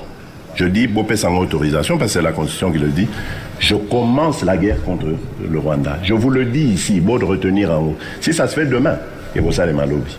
Donc si ils osent faire ça demain, mercredi, pendant que les Congolais seront en train d'aller voter, la Chambre sera réunie en congrès. Les deux chambres seront réunies en congrès pour me donner cette autorisation. Et jeudi, je fais feu. Monsieur le Président, voilà. Jeudi, bon, je ne sais pas ce qui s'est passé jusque-là, mais jeudi, il n'y a pas eu feu, donc ça veut dire que les choses sont passées différemment. Mais entre-temps, je veux commencer par vous, Maître Adolphe Mobutu Mugbaya. Je pense que le droit international, c'est aussi votre spécialité. Quelle est la portée sur les principes et accords internationaux, les principes internationaux de la déclaration du président de la République de vouloir faire la guerre à un autre pays et, comme il a dit, je frappe. Est-ce que les conventions internationales les lui permettent de le dire comme ça, ou de le faire comme ça, ou de déclarer la guerre, ou d'attaquer un autre pays? Ouais, merci Marius. Parler de cette question, on m'amènerait à se diviser en deux, du point de vue national et du point de vue international. Du point de vue national, puisque l'extrait que vous venez de nous balancer nous montre la procédure qu'il va falloir suivre. Il faudrait d'emblée relever que le président de la République a le pouvoir de déclarer la guerre, mais le président de la République ne peut pas déclarer la guerre sans pouvoir répondre à une certaine procédure qu'exige la Constitution. L'article 86, si je ne me trompe pas, prévoit que le président doit d'abord recevoir l'avis du Conseil supérieur de la défense. Et lorsqu'il reçoit cet avis-là, si finalement il décide de pouvoir déclarer la guerre, il ne peut le faire qu'après débat délibéré au sein du gouvernement, à la suite duquel il prendra une ordonnance. Mais avant de prendre cette ordonnance-là, il doit solliciter l'autorisation du Parlement, c'est-à-dire du Sénat et de l'Assemblée nationale. Sans cette autorisation, en dépit du fait de l'avis du Conseil supérieur de la défense ou de l'ordonnance du président motivée par le délibéré au sein du gouvernement, le président de la République n'a aucun pouvoir de pouvoir déclarer la guerre si ce n'est par l'obtention au préalable de l'autorisation du Parlement, c'est-à-dire de l'Assemblée nationale et du Sénat. Ça, c'est du point de vue interne. Maintenant, lorsqu'on analyse cette question du point de vue international, il faudrait ici relever d'emblée deux choses. C'est que, premièrement, il est interdit du point de vue international le recours à la force à tous les niveaux. Et la Charte des Nations Unies donne à cet effet deux exceptions. Il n'y a que deux cas de figure où le recours à la force est autorisé légalement.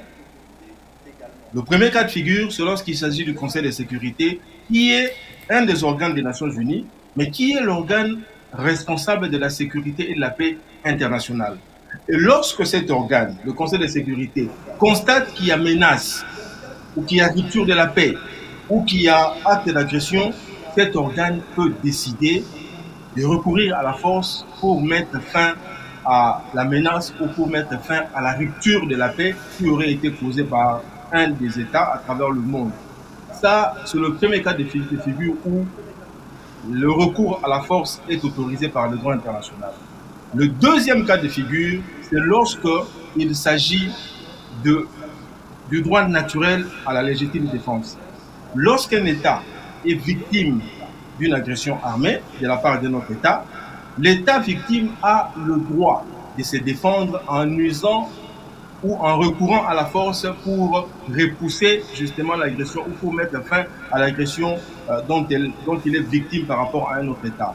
Il faudrait ici signaler d'emblée, en passant, que l'agression telle qu'est définie par la résolution 3314 lors de l'Assemblée générale des Nations Unies en 1974 donne les éléments constitutifs d'une agression. Il s'agit notamment de l'emploi de la force par un État en violation de l'intégrité territoriale, de l'indépendance politique et de la souveraineté d'un autre État. Or, si nous allons dans les faits et si nous voulons comprendre pourquoi est-ce que le président Tshisekedi invoque la possibilité de déclarer la guerre, il faudrait remonter dans les faits en essayant de voir est-ce que la République démocratique du Congo a-t-elle été agressée par un autre État. Selon le gouvernement congolais, il s'est fait que sur le territoire national congolais, il y a des troupes rwandaises. Ces éléments-là, s'ils sont prouvés, sont des éléments suffisants pour constituer une agression armée contre la République démocratique du Congo. Et par rapport à cet état de choses, la RDC, qui se voit être agressée, si les éléments fournis par le gouvernement s'avèrent vrais, parce que nous savons tous que le M23 est une rébellion, mais une rébellion qui est créée par le Rwanda et qui alimente cette rébellion par son armée et qui finance cette rébellion. Et donc, il s'agit probablement d'une agression, pour ne pas dire une agression armée, perpétrée par le pays voisin, le Rwanda. Et par rapport à cela, la République démocratique du Congo peut user de son droit naturel à la légitime défense qui est prévu à l'article 51 de la Charte des Nations Unies. Par rapport à cela, le président de la République, s'il constate qu'effectivement, nous devons faire usage à notre droit naturel de la légitime défense, c'est-à-dire qu'il faut déclarer la guerre au pays agresseur, il ne peut le faire en recourant à la loi nationale qui prévoit à ce que le président puisse déclarer la guerre, mais en se fondant sur l'avis du Conseil supérieur de la défense et sur l'autorisation du Parlement réuni en Congrès. Merci. C'est un peu ça que nous pouvons dire par rapport à cette question. Merci Maître Adolphe pour ce cours de droit. Fabien Koussanuka, une réaction soit par rapport à ces déclarations du Président de la République ou encore à ce que vient de dire Maître Adolphe? Bon, mais Marius, ça c'est comme tomber dans un piège. Donc le maître explique la théorie, comment le droit en fait par rapport à la procédure, comment cela doit se faire. Et moi j'ai la modestie de vous dire que je ne suis pas juriste, donc je ne peux pas me lancer dans ces débats-là. Moi ce que je constate, c'est que maître nous explique, comme je le disais, le droit, ou comment ça doit se faire, la procédure. Mais ici nous sommes devant une déclaration d'un homme qui joue le rôle de président, qui vous dit comment il va faire au cas où quelque chose arrive. Il a été le plus clair possible du monde. Il vous dit, si une escarmouche, une seule ville, un seul village tombe aux mains de ces rigolos, voilà ce que je veux faire. Il a même donné la date et l'heure. Il vous dit, si ça tombe, même pendant l'élection, si ça tombe mercredi, jeudi, je rassemble tout le monde et voilà ce que je veux faire. Si c'est jeudi, voilà ce que je veux faire. Donc la question posée, c'est de savoir pourquoi il ne l'a pas fait. Mais la réponse est simple. C'est un enfumeur, c'est un homme qui parle comme ça. Parfois on se pose même des questions par rapport à ce qu'il dit. Et la réponse est simple, c'est que dans la bouche de Félix Tshisekedi, que représente encore sa parole en réalité? Et c'est pourquoi je suis étonné de voir des intellectuels de la trempe de Maître Christian et Maître Adolphe. Parfois, je ne comprends pas, pour dire. Oh, ok, si vous ne comprenez pas, Fabien, ça veut dire que... Et vous avez mieux fait de pouvoir nous diffuser cette vidéo pour vous donner un peu une idée de ce que l'homme Tshisekedi a été pendant 5 ans. Ouais. Qu'est-ce qu'il a dit? Comment il promet? Comment il agit? Et la question ici, c'est comment eux se positionnent par rapport à ce discours. Ce n'est pas de nous parler de la théorie sur comment ça se fait. Je ne comprends pas, Fabien. Qu'est-ce que vous reprochez? Et il n'a pas agi. Et c'est dans Fabien, excusez-moi. Excusez-moi. Personnage. Qu'est-ce que vous... Je suis quand même resté sur ma soif. Est-ce que vous m'entendez, Fabien? Il s'entend très bien. Est-ce que vous pouvez me dire ce que vous reprochez à ce que vient de dire Maître Adolphe? C'est là que je ne comprends pas. Non. Est-ce que tu m'as compris, Marie? Je n'ai pas compris. Qu'est-ce que vous reprochez à ce qu'il a dit? Rien à ce que Maître Adolphe a dit. Ok. J'étais même répondu en disant, c'est comme si quelque part c'est un piège. Moi, je ne suis pas juriste. J'ai la modestie de vous dire, et j'ai aussi, on va dire, l'aisance de croire à ce que Maître dit. Mais je fais remarquer tout simplement que ce que Maître Adolphe dit, c'est, je ne sais pas le terme approprié, c'est la procédure, c'est la théorie, c'est le droit sur comment le président de la République peut agir dans pareilles circonstances. Est-ce que je me fais comprendre? Oui. Maintenant, la question n'est pas celle-là. La question, c'est moi. La question, c'est moi qui l'ai posée. J'ai voulu savoir... Voilà. Maintenant, la question n'est pas celle-là. La question est que nous avons un président de la République qui a déclaré ce qu'il a déclaré. Il a donné... comment dire? Il a été plus clair. Et on ne pouvait pas être plus clair. Il nous a dit, si ceci arrive, voilà ce que je vais faire. Tout le monde l'a suivi. C'est pourquoi j'ai dit, tu as bien fait de nous diffuser cette vidéo. Et donc ici, moi, ce que je voudrais que nos juristes nous disent, c'est, est-ce que l'homme a été conforme à lui-même en faisant ce qu'il a promis de faire. Il a dit, s'il y a une seule escarmouche, un seul village qui tombe, voilà ce que je veux faire. La question n'était pas, est-ce qu'il était habilité à le faire? Non. Lui nous a dit, voilà ce que je vais faire. Et il nous a donné l'heure et la date. Si ça tombe mercredi, pendant que l'élection est là, jeudi, je mets le Parlement et patati machin en congrès, que sais-je encore, je déclare la guerre au Rwanda. Si c'est jeudi que ça tombe, vendredi, je le fais. Voilà.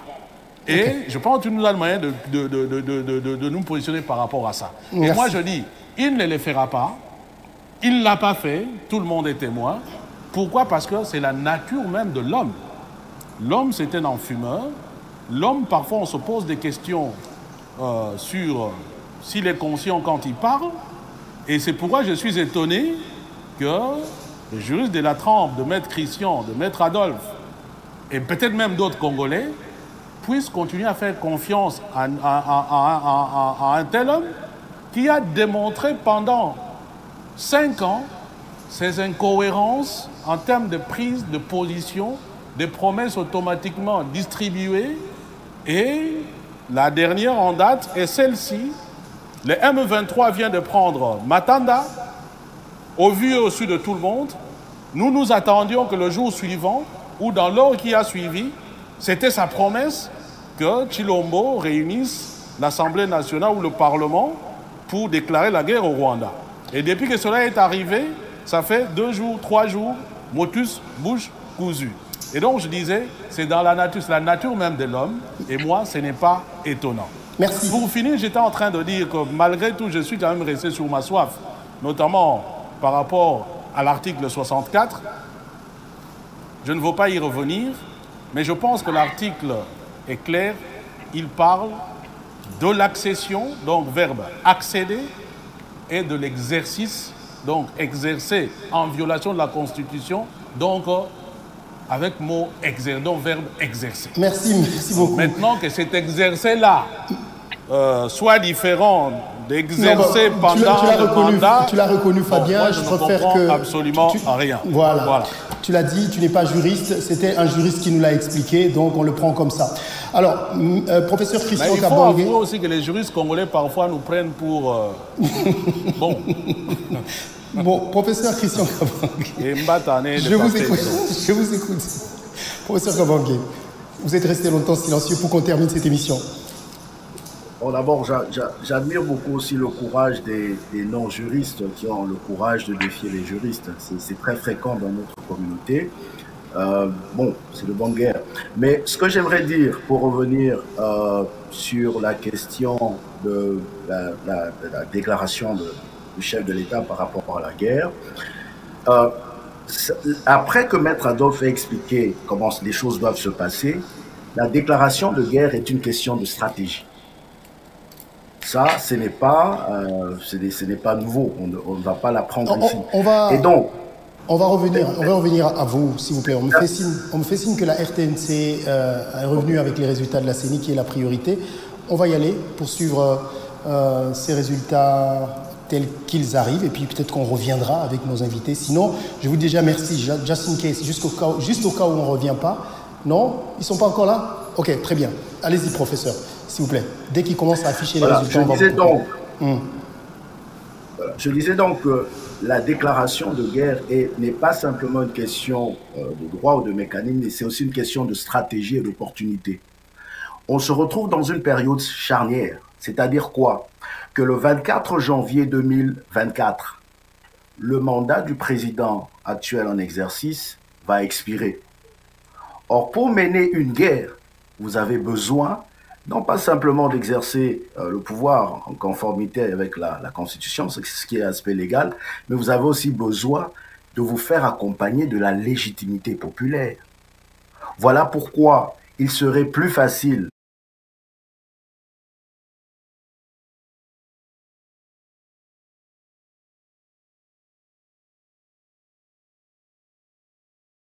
faut mener une guerre, ce sera à la fois, non pas simplement dans le cadre constitutionnel, mais aussi dans le cadre d'une légitimité légalement acquise. Donc, demander au chef de l'État de faire la guerre parce qu'il l'a dit, certainement c'était un coup de colère à cause de ce qui s'est passé à Nairobi. Et je peux d'ailleurs revenir sur ce qui est dit à Nairobi. Est-ce que vous m'entendez? Il ne s'agit pas d'une demande. On parle ici de la déclaration du président de la République. On ne lui demande pas. C'est lui qui l'a dit qu'il va le faire. Donc quand vous dites lui demander de faire la guerre, on n'est pas en train de lui demander, on est en train de... Non, en fait, ce que je veux dire, n'est-ce pas, que la déclaration de guerre est aussi une question de stratégie. Et le contexte actuel, c'est-à-dire on est dans une période charnière, on est en train de passer d'un mandat ou d'un régime vers un autre, disons, le mandat est en train de se terminer. Mais pour faire la guerre, vous avez besoin de légitimité. Et donc, il serait plus facile d'attendre l'installation, n'est-ce pas, après le contentieux électoral, la prestation de serment. Et à ce moment-là, on sait qu'on a sa légitimité et sa légalité pour poursuivre. Et j'étais en train de dire qu'il faut comprendre la réaction du président parce qu'elle venait immédiatement, pratiquement, après les déclarations faites au Kenya. Et là, j'aimerais insister sur le fait que, contrairement à ce que le président Ruto a dit, qu'il s'agissait d'une expression démocratique, ce que Nanga et compagnie font, ce n'est pas une expression démocratique, c'est un mouvement subversif. Et à partir de ce moment, s'il faut rentrer dans les théories de droit international, lorsqu'on abrite sur son territoire un mouvement subversif contre un autre État, on tombe dans le complot d'agression. Et donc, si le président, en dépit du fait qu'on se trouve dans une période charnière, décidait aujourd'hui qu'il fallait aller et qu'il faudrait faire la guerre, eh ben, rien ne l'empêcherait d'être dans la légalité, autant au plan interne qu'au plan international. Mais tout ce que je dis, je pense que c'est simplement une question d'opportunité parce que la période actuelle, elle est très stratégique. Merci. Voilà. Merci beaucoup, professeur Kabange. Je pense que nous sommes arrivés à la fin de ce débat. On va vous donner à chacun la parole rapidement pour conclure, pour que nous puissions suivre peut-être la publication des résultats par la CENI. Je vais commencer par... j'ai commencé tout à l'heure par Maître Adolphe. On va finir avec Fabien Kouswanika. Un dernier mot avant de conclure. C'est moi qui commence? Non, non. Je parle de M. Kouswanika Fabien. Ah, c'est moi qui commence pour finir? Oui, okay, oui. D'accord. Bah, je remercie, d'abord je te remercie Marius, je remercie Maître Christian Kabange et je remercie aussi Maître Adolphe Mopotu pour l'échange de tout à l'heure. Bon, les peuples, chacun fera... On peut le voir, nous trois? 4? Il y aura ça. Quoi? Non, non, je m'adressais à l'équipe technique. Allez-y. Pardon. Ah, d'accord. Donc, je remercie en tout cas les intervenants et puis toi-même pour l'initiative de cette émission. Peut-être pour finir, notamment sur la question de Félix Tshisekedi, notamment sa déclaration. Pour moi, ça démontre un peu le niveau de la personne.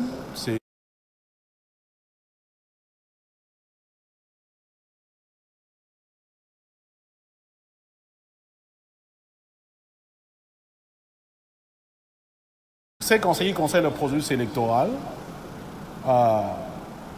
tout le monde a suivi, depuis son organisation, sa sécurisation, son financement, les contentieux, et même en termes de la candidature, comment tout a été boutiqué de façon ethnique, tribale, politique, pour que nous arrivions aux résultats d'aujourd'hui.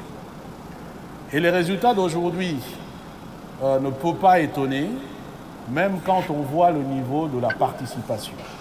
Parce que vous savez qu'on peut tricher une élection, notamment également en termes de participation. Aujourd'hui, nous sommes à une participation de plus ou moins 40%. Et dans plus ou moins 40%, on ne peut pas se prévaloir d'une certaine légitimité.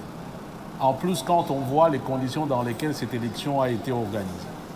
Aujourd'hui, nous avons eu des situations où les bureaux n'ont pas ouvert, ou ont ouvert tardivement, des témoins ont été empêchés, des machines entre les mains des individus non habilités, essentiellement de candidats de l'Union sacrée, et plusieurs irrégularités qui démontrent que ce processus a été pipé d'avance. Ça, c'est le côté organisation. Maintenant, du côté politique, notamment l'opposition, je suis d'accord avec Maître Kabange quand il parle notamment de l'opposition qui n'a pas été unie. Mais en même temps, l'unité de l'opposition n'était qu'une stratégie. Parce que ce n'est pas parce qu'on n'était pas unis qu'on ne pouvait pas gagner. Parce que moi, je considère, d'après les éléments que nous avions, que c'était une hypothèse impossible que Chilombo puisse gagner cette élection. Quels sont ces éléments? Quels sont ces éléments? Les éléments, c'est par exemple son bilan. Vous n'avez qu'à voir sa campagne électorale. Il n'a jamais fait état de son bilan. Au contraire, il a orienté la campagne électorale vers la xénophobie, vers tout ce qui a trait à autre chose que son bilan. Or, ce que nous aurions attendu d'un président sortant, c'est quoi? Voilà ce que j'ai fait pendant 5 ans, et voilà pourquoi je demande un nouveau mandat. Je veux juste intervenir. Non, pardon, avant que tu veux continuer. Oui. Le problème, c'est quand tu dis qu'il n'a pas présenté son bilan, je ne suis pas d'accord, parce que moi, j'ai suivi toute sa campagne. Il était en train de vanter la gratuité de l'enseignement. Il était en train de vanter la gratuité de la maternité. Il était en train de vanter les universités qu'il a construites, qu'il veut continuer. Il était en train de vanter son programme de 145 territoires. Il en a aussi parlé, au-delà de ce que tu as dit tout à l'heure. Mais est-ce que si tu as suivi la campagne comme moi, Marius, tu aurais pu aussi remarquer que pendant tous les parcours de sa campagne électorale, on lui a rappelé aussi le côté social qui n'a pas marché, le côté économique qui n'a pas marché. Je suis d'accord, mais il en a aussi parlé quand même. Je voulais juste épingler ça. Je pense que toi et moi, nous avons suivi sur Top Congo comment il a marché sur sa langue, permets-moi l'expression, en ce qui concerne notamment son bilan, dans une certaine mesure. Et si, parce qu'un bilan ne se juge pas en termes de certains paramètres, un bilan doit être jugé dans sa globalité. Et si nous le prenons dans sa globalité, je pense que nous sommes d'accord avec les intervenants, Maître Christian et Maître Adolphe, que son bilan est largement négatif. Donc, et quand on a un bilan largement négatif, on ne peut pas prétendre quand même à un passage de claque. Et d'ailleurs, il y a un élément important. Dans ce pays-là, c'est le côté sécuritaire qui est le côté le plus important aujourd'hui. De l'aveu de Félix Tshisekedi lui-même, je le paraphrase, je le cite, peut-être pas le paraphraser, je le cite. Si, à la fin de mon mandat, j'ajoute usurpé, suivi des Floribert Anzolini. Floribert Anzolini, 27 voix. Peut-être qu'il n'y avait pas beaucoup de commentaires sur Adjabo en 2018, mais là, il faut... Attendez, il y a sur 60 611 voix, il y a 306 qui n'ont pas voté pour Tshisekedi. Le chaos a été programmé, l'issue est programmée, mais un esprit normal ne peut pas en accepter les résultats. Malgré tout ça, quand même, Fabien, et je voudrais en profiter pour finir avec toi, du fait que malgré tout cela, dans la diaspora où tu te trouves actuellement, 6 voix, soit à 0%. Donc là, le taux de participation à Miabi risque d'être un peu... Là-bas a eu énormément de voix, il a raflé la majorité. Comment, en tant que quelqu'un de la diaspora, toi tu expliques ça? C'est les mêmes raisons qu'ici? Merci Mario, j'espère que tu me donnes le temps de pouvoir l'expliquer en quelques mots. Tu as tout à fait raison. Les résultats, il est là, personne ne peut le contester en termes numériques. Mais si on vous dit ce qui s'est passé pour que nous arrivions à un tel résultat, d'abord qu'il faudra relativiser en termes du pourcentage du corps électoral en République démocratique du Congo, cela ne représente que 0,03% ou quelque chose comme ça. Et malgré tout ça, nous arrivons toujours à la question de la participation. C'est moins de 50%. Or, maître qui est juriste, ou les maîtres qui sont juristes, savent que pour qu'une élection soit véritablement légitime, c'est au moins à 50 plus 1. Ça, c'est déjà une première chose. Deuxième chose, en termes d'organisation ici, l'enrôlement a été déjà pipé à l'avance. Vous avez des grands territoires. Toi, tu as été aux États-Unis. Voilà, donc là, je pense que ce sera fini pour l'émission d'aujourd'hui et notamment la compilation de la CENI aujourd'hui. Demain, on reviendra sur ce plateau pour vous accompagner étape par étape par rapport à cette projection des résultats de la CENI au fur et à mesure qui sont en train d'arriver. Comme on vous l'a dit, apparemment, notre comment je dis map.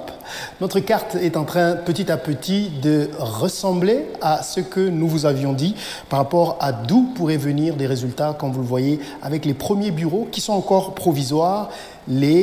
La carte jusque-là est en train de...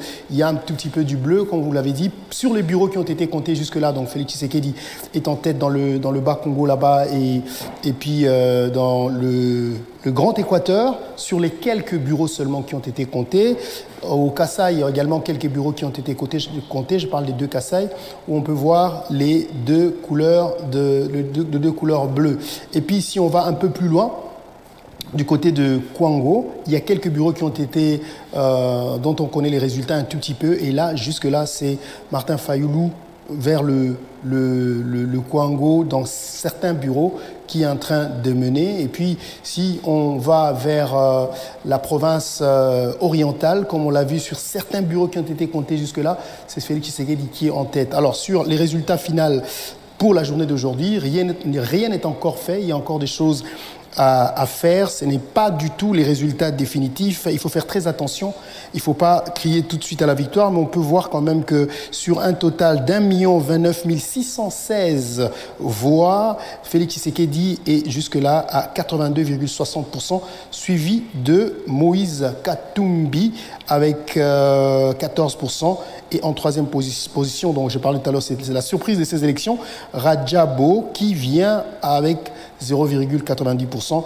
Et Martin Fayoulou vient tout de suite après. Et le rouge, comme vous l'avez vu dans les Katanga là-bas, ça c'est le fief, le Haut-Katanga. Jusque-là, c'est Moïse Katumbi qui est en train de mener. On reviendra demain avec des analystes pour suivre. Nous allons demain nous focaliser sur ces résultats et essayer d'expliquer province par province pour savoir pourquoi là-bas c'est comme ceci. Je pense que demain nous allons avancer avec les résultats qui viennent du côté de la CENI et nous pourrions peut-être déjà commencer à nous faire une idée sur d'où est-ce que ça va se jouer, comme vous pouvez le voir. Il y a encore beaucoup de noirs un peu partout et demain, après-demain, nous dirons exactement qui sera le prochain président de la République démocratique du Congo. Je vous dis un grand merci de nous avoir suivis au nom de toute l'équipe qui m'a aidé à être chez vous, Junior Lombo, Josaphat, Franck Niemboué et Scotty Mukonkole qui était à la réalisation. Au nom de toute cette équipe, je vous dis un grand merci de nous avoir suivis.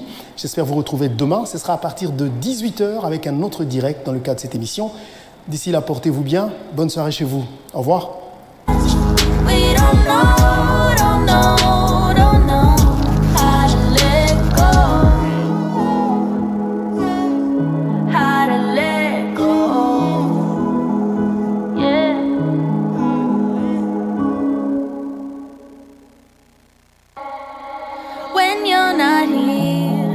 Life is insufferable.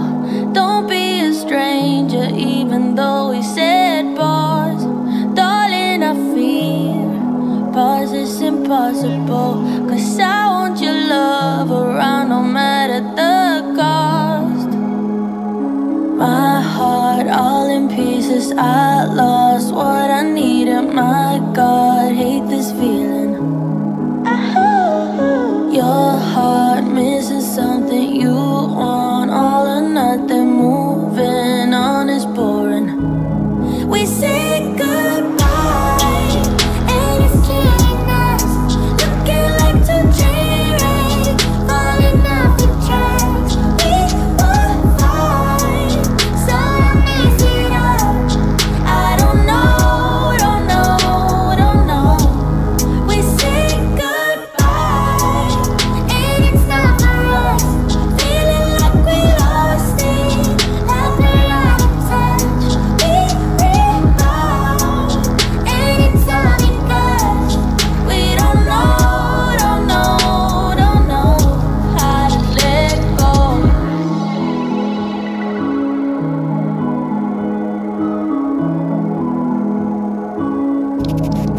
All of my tears fill up a swimming pool.